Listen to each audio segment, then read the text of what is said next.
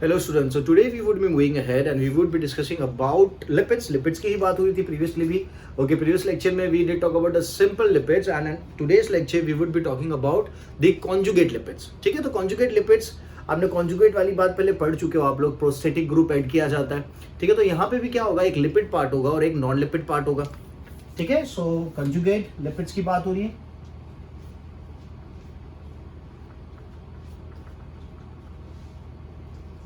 So conjugate lipids would have a lipid part and a non-lipid part. ठीक है, तो ये एग्जांपल लेते हैं यहाँ पे.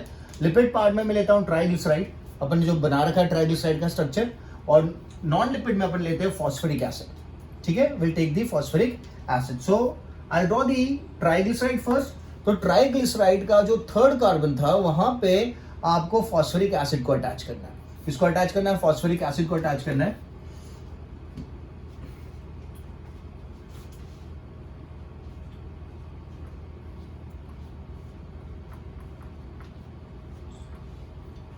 ठीक है, so this is the one amino fatty acid attach to it. R1 लिखा है यहां पे. सेकेंड कार्बन पे जाते हैं, तो सेकेंड कार्बन पे सेकेंड फैटी एसिड मैंने अटैच कर दिया. ठीक है, थर्ड कार्बन पे आपको क्या करना है? Third carbon is CH2OH. इस तरीके से था. नॉर्मली आप ट्राइग्लिसराइड में क्या करते हो, वहां पे फैटी एसिड को अटैच करते हो, बट यार केस में we would be adding up the phosphoric acid. ठीक है, तो phosphoric acid is like this.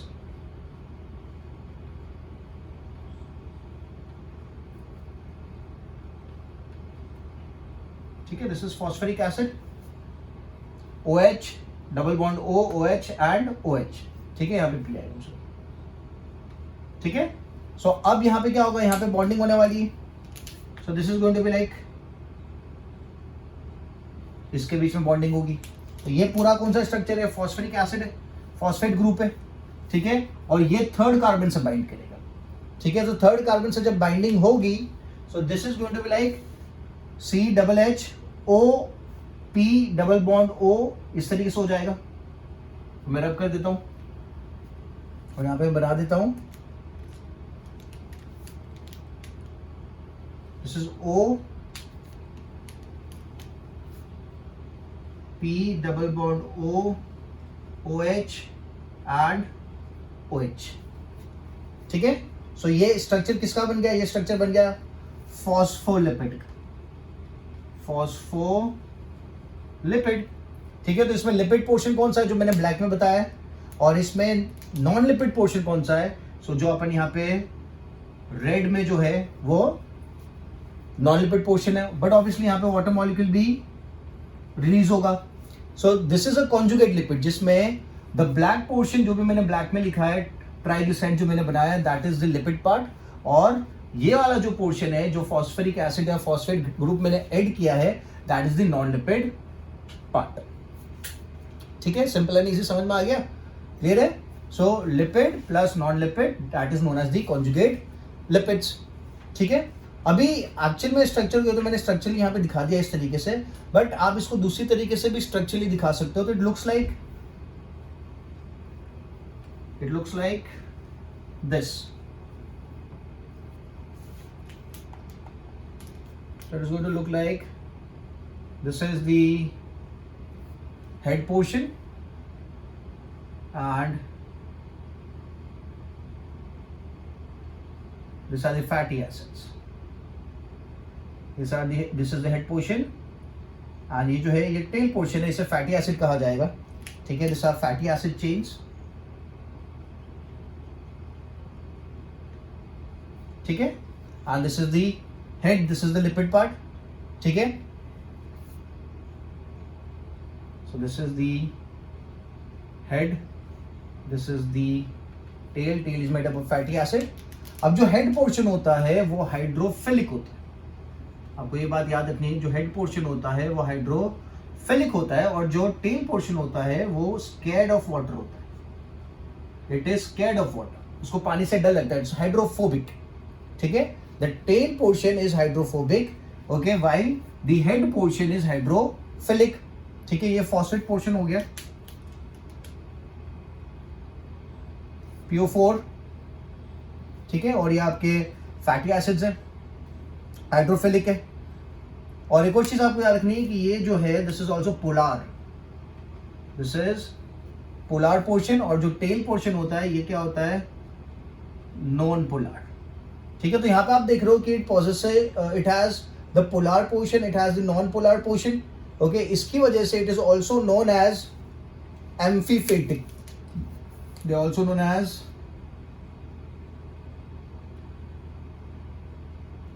एम्फीफेटिक। ठीक है,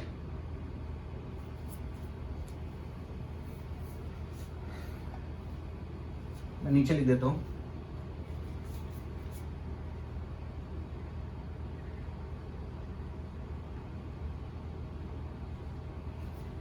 ठीक है, so the phospholipid is amphiphilic, done, because it has the polar portion, the head part, and the non-polar portion, that is the tail part. Simple and easy. अभी यही structure में ये जो अपन ने फॉस्फोलिपिड बनाया, अगर इस स्ट्रक्चर में मैं एक और चीज ऐड कर देता हूं फॉस्फेट के साथ, that is choline, same structure, रब कर देता हूं इसको। ये किसका स्ट्रक्चर बनाया अपन ने, this is phospholipid.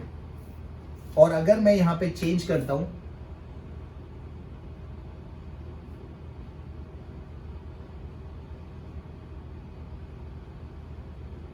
the fatty acids, the phosphate part, और यहां पे मैं लगा देता हूं कोलिन को, किसको, कोलिन को ऐड कर देता हूं, तो ये जो स्ट्रक्चर है ये बन जाता है lecithin. Structure is known as lecithin. ठीक है, लेसिथीन की बात करें तो lecithin is a surfactant, it is a surfactant present in the lungs. It is a surfactant which is present in the lungs, which prevents the lungs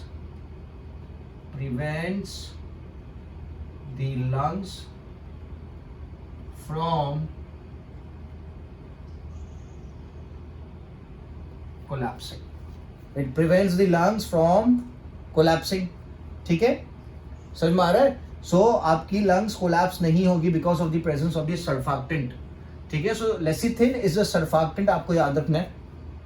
ठीक है, सो lecithin का अगर स्ट्रक्चर चेक करें, ओके, ये स्ट्रक्चर किसका है, this is phospholipid, this is phospholipid, okay, phospholipid that is going to be present in the membrane. Membrane के structure में आपको देखने को मिलता है फॉस्फोलिपिड। ठीक है, found in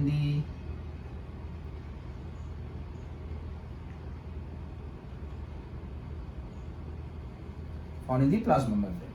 ठीक है, सो लेसिथीन है, सो लेसिथीन एक सर्फेक्टेंट होता है which is present in the alveoli, to be more specific. Okay, मैंने लंग्स लिखा है पर स्पेसिफिकली अगर मैं लिखूं, they are present in the alveoli. Okay, it prevents the lungs from collapsing, simple and easy. अगर सर्फेक्टेंट नहीं है तो this is going to cause problem in breathing, but आप ठीक से ब्रीद नहीं कर पाओगे। समझ में आ रहा है? ओके, सो अभी will talk about conjugate lipid, choline जो अपन ने ऐड किया फॉस्फेट के साथ, तो वहां पे अपन देख लेते हैं कि लेसिथीन का स्ट्रक्चर किस तरीके से होता है। तो लेसिथीन में क्या करेंगे, जो फॉस्फेट पार्ट था, फॉस्फेट ग्रुप था, उसके साथ किसको ऐड करना है, कोलिन को ऐड करना है। तो मैं सेम स्ट्रक्चर फिर से बनाऊंगा,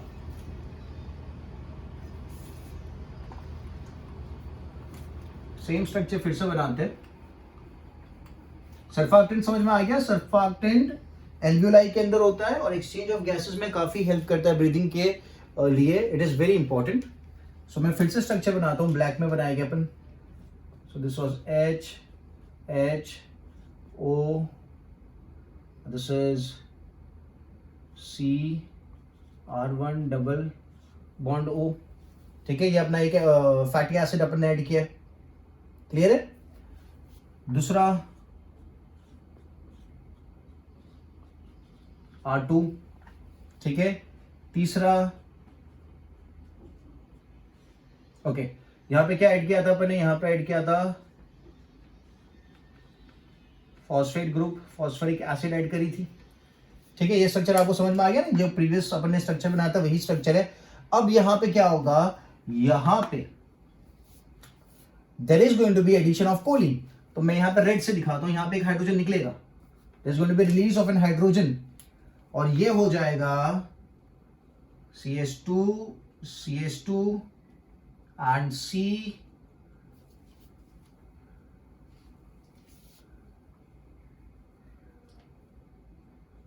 N CH3 CH3 CH3। ठीक है,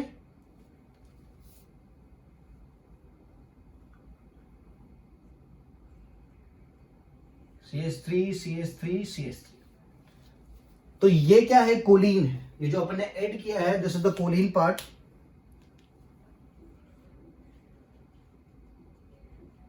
ठीक है, and this is the structure of what, lecithin. ये किसका स्ट्रक्चर मैंने बना दिया, लेसिथीन का स्ट्रक्चर बना दिया। समझ में आया। सो फॉस्फोलिपिड में क्या था, आपका ट्राइग्लिसराइड था और ये वाला पार्ट था, फॉस्फोरिक एसिड वाला पार्ट था। अभी क्या हो गया, फॉस्फोरिक एसिड के साथ ये वाला पार्ट भी ऐड हो गया, कोलिन वाला। ओके, जिसकी वजह से it is now known as lecithin. ठीक है, सिंपल एंड इजी, समझ में आया कि ऊपर से गया। ठीक है, this structure is very important. अब लेसिथीन की अगर मैं बात करूं इंपॉर्टेंस की, तो lecithin is useful in the treatment of dementia है, डिमेंशिया में काम आ जाता है, अल्जाइमर्स में काम आ जाता है, मेमोरी लॉस, जो बीमारी में मेमोरी लॉस होती है उसकी ट्रीटमेंट के लिए काम में आता है लेसिथीन।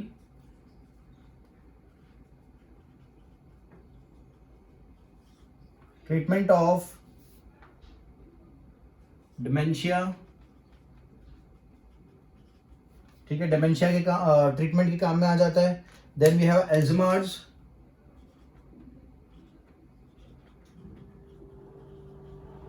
Alzheimer is also memory loss disorder. ठीक है, अल्जाइमर्स के ट्रीटमेंट में काम में आ जाता है। Then it is also useful in treatment of gall bladder, gall bladder treatment में काम आ जाता है, लीवर के ट्रीटमेंट में भी काम आता है। Okay, so it is also useful in the treatment of liver. ठीक है, स्किन डिसीज में भी काम में आता है, स्किन डिसीज में भी काम में आता है। जैसे कि डिसीज का नाम है एक्जिमा,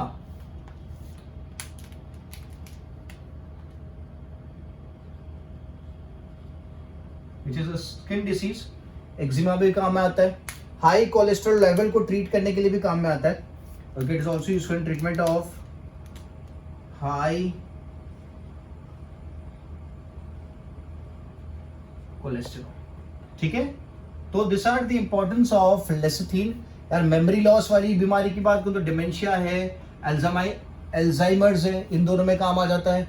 गॉल ब्लेडर की ट्रीटमेंट में काम आता है, लीवर की ट्रीटमेंट में काम आता है, हाई कोलेस्ट्रॉल है तो उसकी ट्रीटमेंट में काम में आता है, और स्किन डिसीज जो मैंने लिखा है एक्जिमा, उसमें भी काम में आता है। Plus it is also used as moisturiser.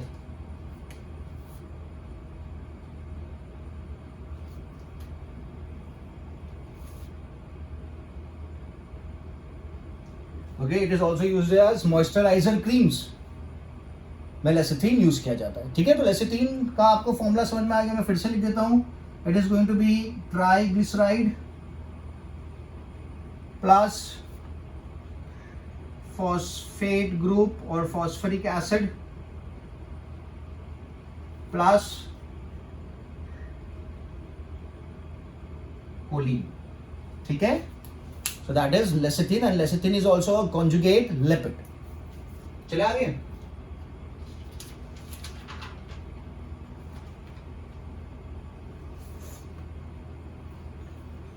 So now we'll talk about sphingolipids. किसकी बात करेंगे, स्पिंगोलिपिड्स की बात करते हैं।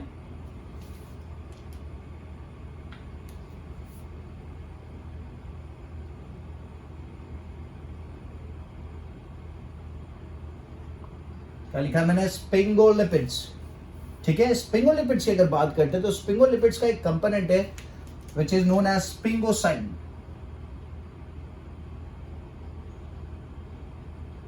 The component is sphingosine. Okay, sphingosine is made up of long chain of amino alcohol. It is made up of long chain of amino alcohol. क्या? Sphingosine. Sphingosine is a component of sphingolipids and it is made up of long chain of amino alcohol. ठीक है. अभी स्पिंगोसाइन को अगर आप लेते हो और आप ऐड करते हो what do call with a fatty acid, so this gives another component fatty acid plus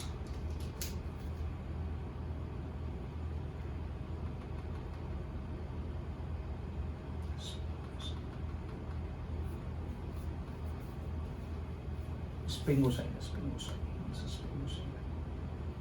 Sphingosine.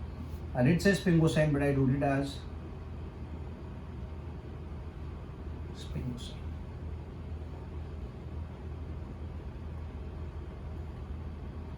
Sphingosine. ठीक है. So sphingosine को आप ऐड करोगे तो जो एक कंपोनेंट मिलता है that is known as ceramide. That is known as ceramide. ठीक है. सो स्पिंगोलिपिड्स में एक जो कंपोनेंट प्रेजेंट है that is sphingosine which is termed as long chain of amino alcohol. ठीक है. This long chain of amino alcohol along with fatty acid it forms a compound chemical known as ceramide. Known as ceramide. ठीक है. अभी ये जो सेरामीड है मैं स्पिंगोसाइन है और फैटी एसिड से ये क्लियर है. तो मैं एक और चीज लिखता हूं यहां पे. मैं लिखता हूं स्पिंगोमाइलिन. मैं लिखता हूं स्पिंगोमाइलिन.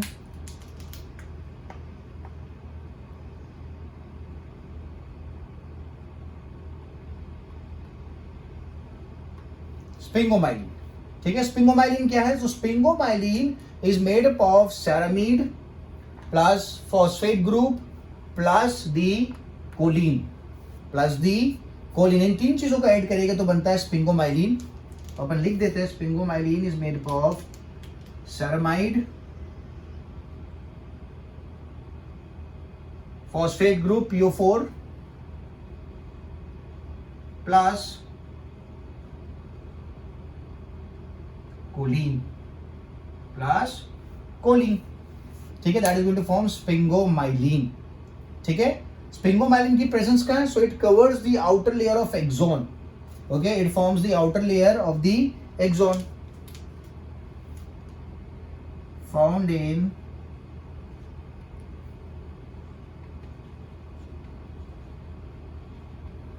myelin sheath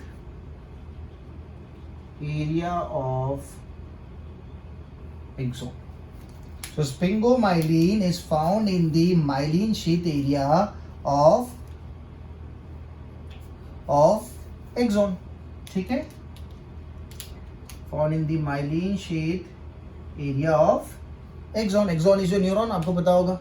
ठीक है. So sphingolipids का एक component is sphingosine that is made up of long chain of amino acid, long chain of amino alcohol that acid. ठीक है. That is known as sphingosine. So sphingosine में इसके अंदर अगर मैं फैटी एसिड को ऐड करता हूँ तो मुझे मिलता है एक दूसरा chemical compound that is known as ceramide. That is known as ceramide. ठीक है. तो सेरामीड की अगर बात करते तो जो एक सब्सटेंस है which is known as sphingomyelin. Okay. कहाँ पे प्रेजेंट है? तो it is found in myelin sheath area of axon. ठीक है. Found in myelin sheath area of axon. तो वो किससे बनाया? तो वो बनाया सेरामीड से. सेरामीड मतलब स्पिंगोसाइन एंड फैटी एसिड्स आ गए. ठीक है. उसमें फॉस्फेट ग्रुप भी है और उसमें कोलिन भी है. तो ये तीनों चीजें मिलकर बनाते हैं sphingomyelin which is found on the axon. Axon is the neuron. ठीक है. चले आगे. फिर देखते हैं ग्लाइकोस्पिंगोलिपिड्स. ग्लाइकोस्पिंगोलिपिड्स. सो ग्लाइकोस्पिंगोलिपिड्स में क्या होगा? We would have a सेरामीड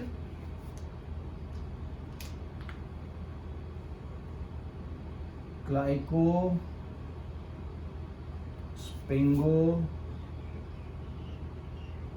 lipid, ठीक है। We can also term it as glycolipid भी कहा जाता है। काफी जगहों पे आप ग्लाइकोलिपिड भी पढ़ोगे, ग्लाइकोस्पिंगोलिपिड नहीं पढ़ोगे, okay. Normally generally it is termed as glycolipid as well, ठीक है। तो मैं अगर सेरामिड लेता हूं और सेरामिड में लगाता हूं ग्लूकोज, ठीक है, सेरामिड में अगर मैं ऐड करता हूं glucose, so this is going to give me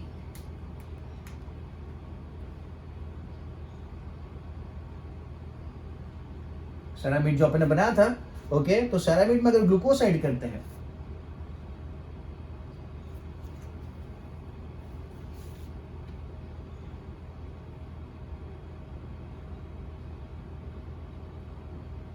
so it results in formation of ग्लूकोसेरिब्रोसाइड। क्या बनेगा?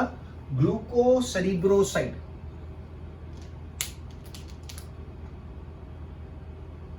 ग्लूकोसेरिब्रो, नीचे लिख देता हूं, जगह कम है यहाँ पे, और यहाँ लिख देता हूं। It is going to form glucocerebroside. So ceramide plus glucose is going to form glucocerebroside. अगर मैं यूज करता हूं सेरामिड, अगर मैं यूज करता हूं सेरामिड plus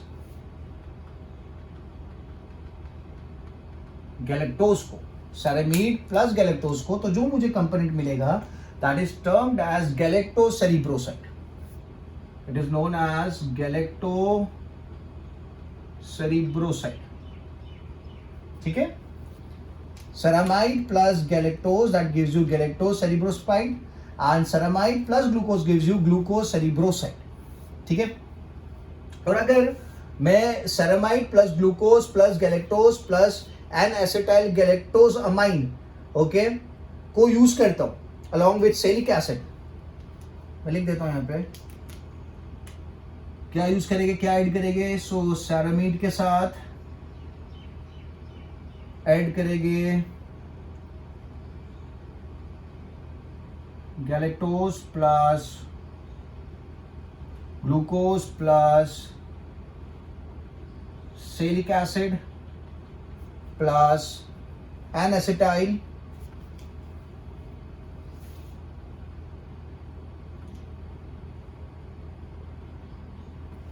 plus N-acetyl galactosamine, N-acetyl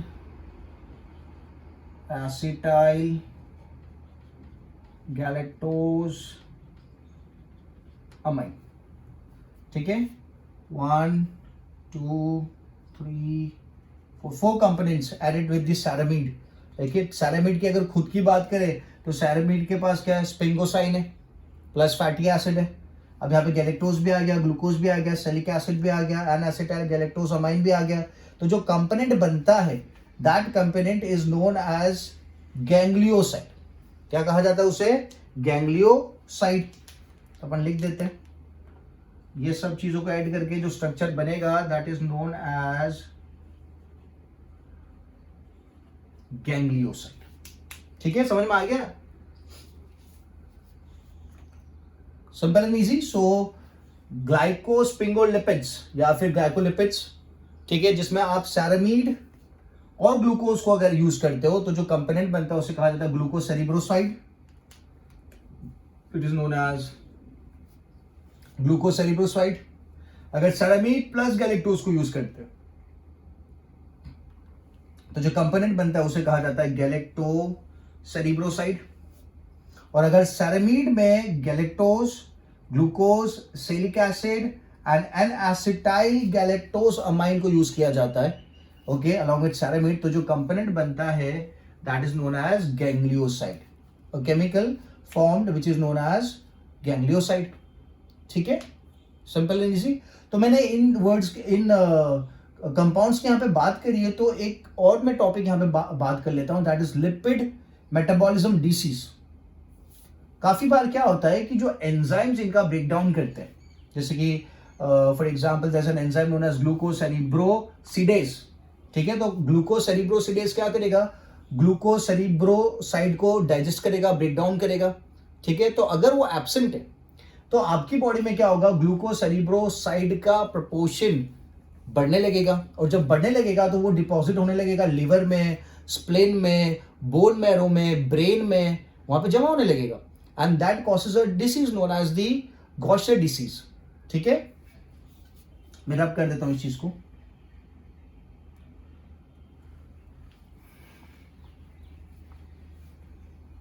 सो लिपिड मेटाबॉलिज्म डिसीज देख लेते हैं।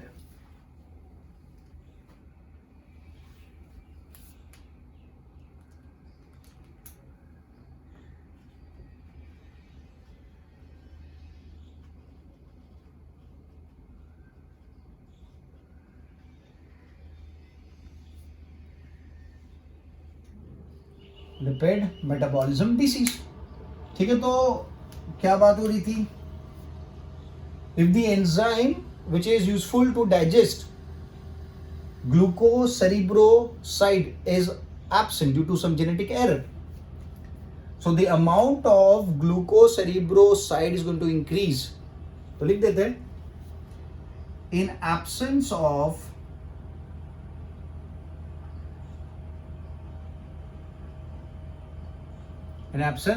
enzyme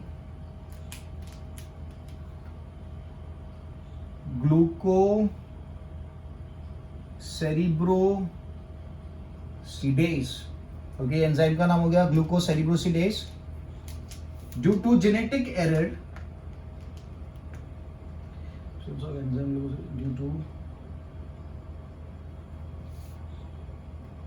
genetic error, the amount of glucocerebroside increases in the body, it increases in the body, ठीक है। तो इंक्रीज होगा तो ये कहां जमा हो रहा है, ठीक है। सो इंक्रीज अगर हो रहा है तो it is getting deposited in body में, कहां कहां, तो ये हो रहा है स्प्लेन में, हो रहा है किडनी में, हो रहा है ब्रेन में, हो रहा है ओके, बोन मैरो में हो रहा है, ठीक है। So this is a serious condition, okay. ये जो केमिकल कंपाउंड है आपके सिस्टम में जमा होने की वजह से आपके जो ऑर्गन्स है ये अपनी फंक्शनैलिटी लूज कर देंगे, they would stop functioning, because काफी सारे बायोकेमिकल एक्टिविटीज डिस्टर्ब हो जाएगी because of the higher amount of glucocerebroside, ठीक है। So the disease is known as Gaucher disease और द गॉसेस डिसीज कहा जाता है। तो मैं डिसीज का नाम लिख देता हूं,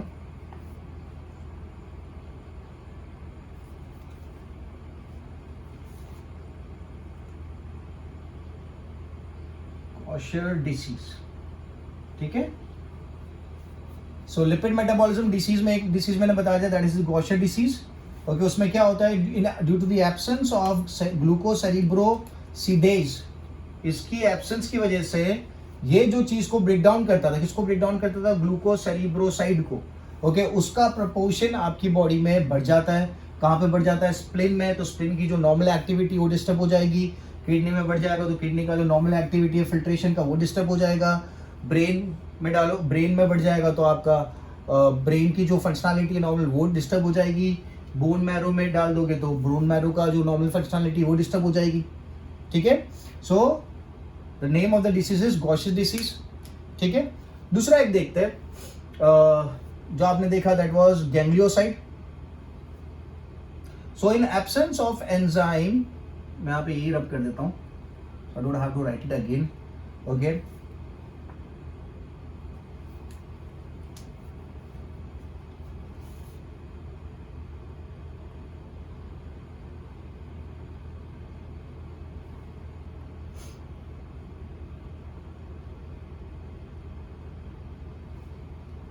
ओके, ठीक है। चला गया. So now in absence of enzyme hexosaminidase,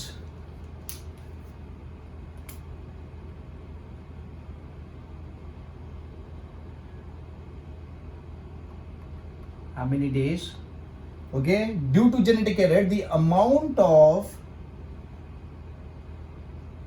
ganglioside increases in the body. ठीक है, कहां पे बॉडी में? तो this is generally the brain. Brain में इसका प्रोपोर्शन बढ़ता है. ठीक है, so this is very fatal. ठीक है, and the disease is known as Tay-Sachs disease. The disease is known as Tay-Sachs disease. ठीक है, so in absence of enzyme hexosaminidase due to genetic error, the amount of ganglioside increases in the body. कहाँ पे बढ़ रहा है? तो brain में बढ़ रहा है. और जो डिसीज है, the disease is known as the Tay-Sachs disease. ठीक है, so this two disease are very important from the competitive point of view, क्योंकि ये लिपिड मेटाबॉलिज्म डिसीज में आते हैं. तो जो कंपोनेंट का प्रोपोर्शन बढ़ रहा है वो भी आपको याद रखना है. सो दैट इज गैंग्लियोसाइड बढ़ रहा है. ठीक है, और इससे आगे वाले केस में जो मैंने बात की दैट वाज ग्लूको कौन सा था? ग्लूको स्पिंगोसाइड और द ग्लूकोज सेरिब्रोसाइड. ठीक है, तो ग्लूकोज सेरिब्रोसाइड का प्रोपोर्शन बढ़ रहा है तो डिसीज का नाम क्या लिखा आपने? गौशे डिसीज. और अगर गैंग्लियोसाइड का प्रोपोर्शन बढ़ रहा है तो डिसीज का नाम क्या है? Tay-Sachs disease. ठीक है, चले आगे. सो this was lipid metabolism disease. This is fatal. This जो इसके पहले बात करी थी वो भी फैटल है, बट ये ज्यादा फैटल है. Brain dead.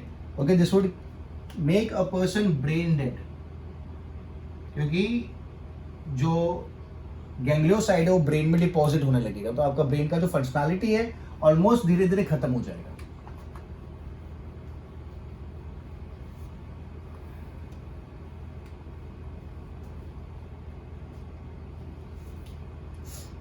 Okay, so now will talk about lipoprotein. देख लेते हैं.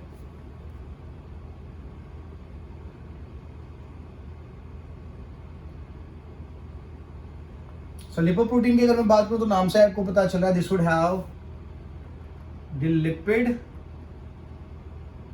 Plus protein. This would have a lipid plus protein which is termed as a lipoprotein. अगर प्रेजेंस की बात करते हैं, so this is present in cell membrane में present है. ठीक है, एग योक में प्रेजेंट है. ठीक है, एग योक में प्रेजेंट है. उसके अलावा ब्लड प्लाज्मा में भी प्रेजेंट है. ठीक है, सो इसका सबसे अच्छा एक एग्जांपल है that is the what you call chylomicrons. A very good example of lipoprotein is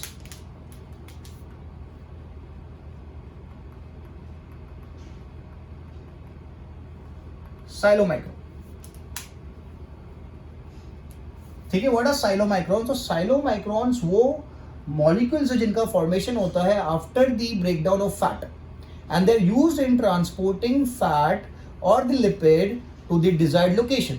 to the desired location मतलब टू द एडिपोसाइट्स है, टू द मसल्स है. ओके, वहां पे ट्रांसपोर्ट करने का काम करते हैं किसको? फैट को. ठीक है, so chylomicrons are components are formed after fat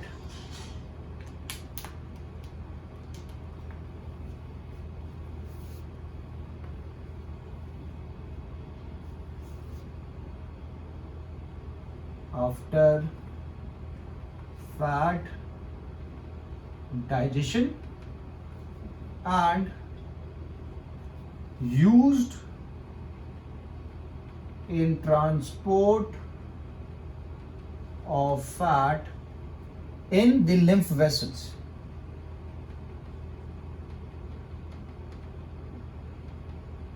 In the lymph vessels.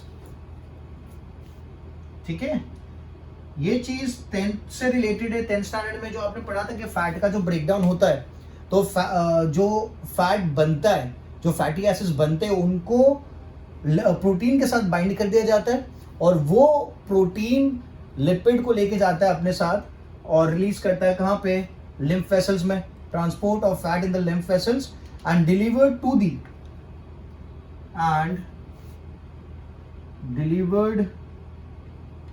To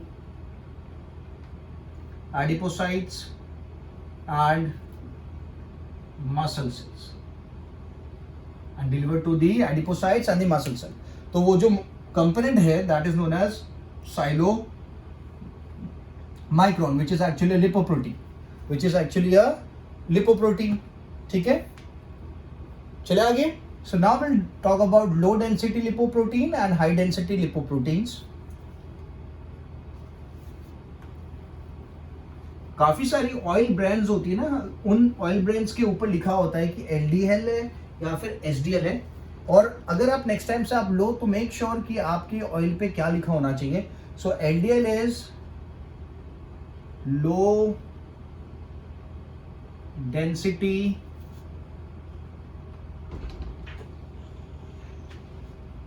lipoprotein and we have HDL that is high density lipoprotein, ठीक है. So what is the main difference. तो जो लो डेंसिटी लिपोप्रोटीन्स होते हैं, what they do is they deliver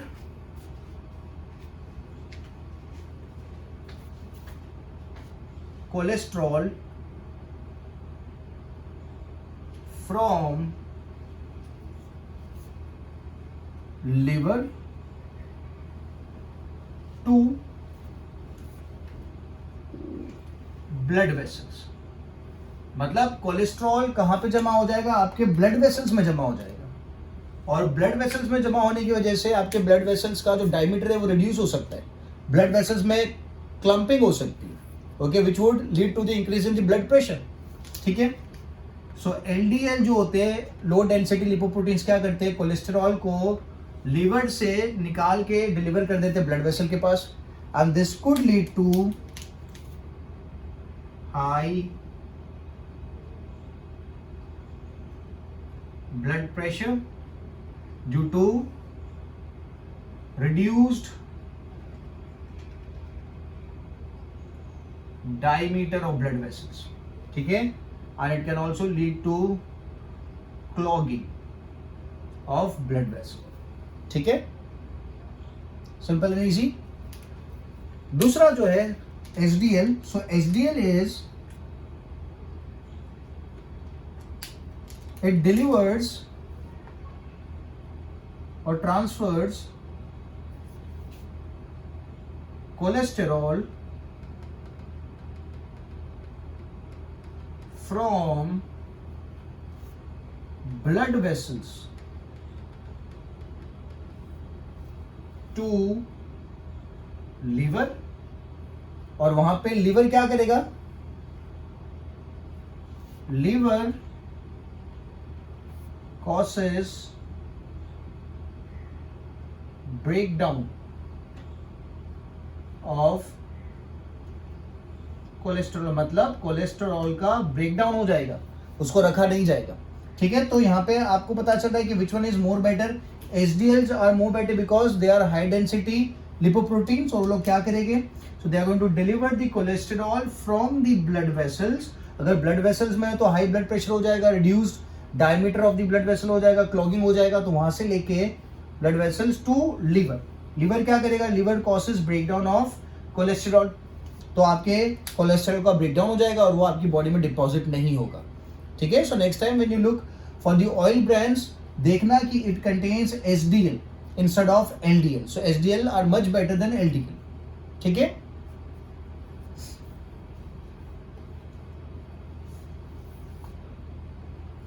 okay, so now will talk about chromolipid. क्या देख लेते हैं, क्रोमोलिपिड देख लेते हैं. Chromo is associated with colour.